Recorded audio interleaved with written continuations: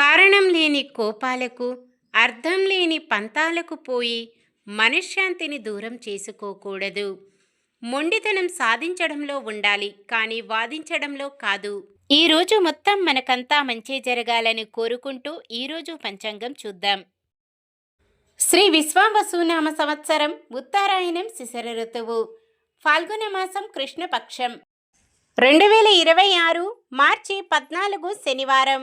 సూర్యోదయం ఉదయం 6 గంటల 28 నిమిషాలకు, సూర్య అస్తమయం సాయంత్రం 6 గంటల 22 నిమిషాలకు, చంద్రోదయం రాత్రి 2 గంటల 57 నిమిషాలకు, చంద్ర అస్తమయం మధ్యాహ్నం 2 గంటల 13 నిమిషాలకు.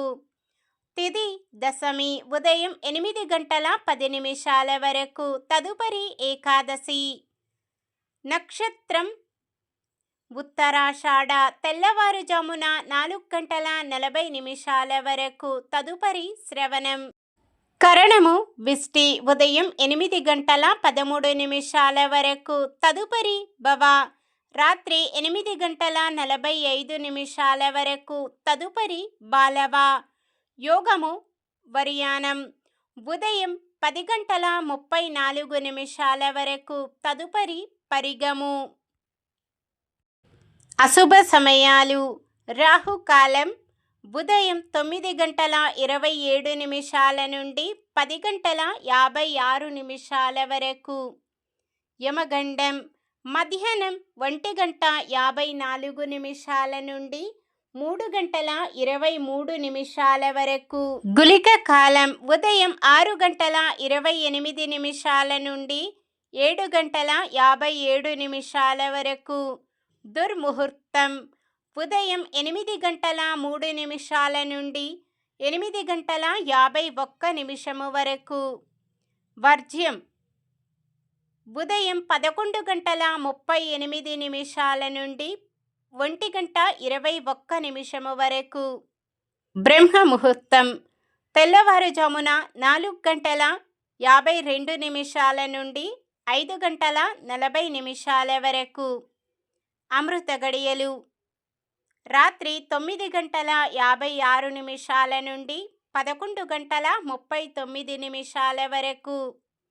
అభిజిత్ ముహూర్తం మధ్యాహ్నం 12 గంటల 1 నిమిషము నుండి 12 గంటల 49 నిమిషాల వరకు. మార్చి 14 శనివారం. ఈరోజు మంచిదేనా? ఈరోజు శుభకార్యాలు చేసుకోవచ్చా తెలుసుకుందాం. ఈరోజు ఉన్న తిథి దశమి ఉదయం 8 గంటల 10 నిమిషాల వరకు ఉంటుంది, తదుపరి ఏకాదశి. దశమి ఏకాదశి తిథులు శుభకార్యాలకు అనుకూలమైనవే. ఉదయం 8 గంటల 13 నిమిషాల వరకు ఉండే విష్టీకరణం, ఉదయం 10 గంటల 34 నిమిషాల నుండి మొదలయ్యే పరిగయోగము శుభకార్యాలకు అనుకూలమైనవి కావు. వారం శనివారం కూడా చాలా రకాల శుభకార్యాలకు వాడరు.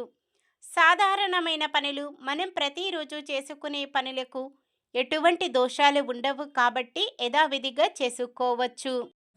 శ్రవణ నక్షత్రం శనివారం కలయికతో సర్వార్థ సిద్ధి యోగం ఏర్పడుతుంది. ఈ యోగ సమయం శనివారం రాత్రి అనగా ఆదివారం తెల్లవారుజామున 4 గంటల 49 నిమిషాల నుండి ఆదివారం ఉదయం 6 గంటల 28 నిమిషాల వరకు ఉంటుంది. ఈ యోగ సమయములో కొత్తగా పనులు ప్రారంభించడం, ఉద్యోగ అప్లికేషన్లు పెట్టుకోవడం, చెడ్డ అలవాట్లు మానివేయడం వంటివి చేసుకోవచ్చు. సూర్యుడు శనివారం రాత్రి 1 గంటకు అనగా తెల్లవారితే ఆదివారం కుంభరాశి నుండి మీనరాశిలోకి ప్రవేశిస్తారు. చంద్రుడు ఉదయం 9 గంటల 33 నిమిషాల వరకు ధనుస్సు రాశిలో, తదుపరి మకర రాశిలో ఉంటారు. శనివారం తూర్పు ఆగ్నేయం దిక్కున ప్రయాణాలు చేయరాదు. చంద్రబలం ఉదయం 9 గంటల 33 నిమిషాల వరకు చంద్రబలం ఉన్న రాశులు: మిథునం, కర్కాటకం, తుల, ధనుస్సు, కుంభం, మీనం.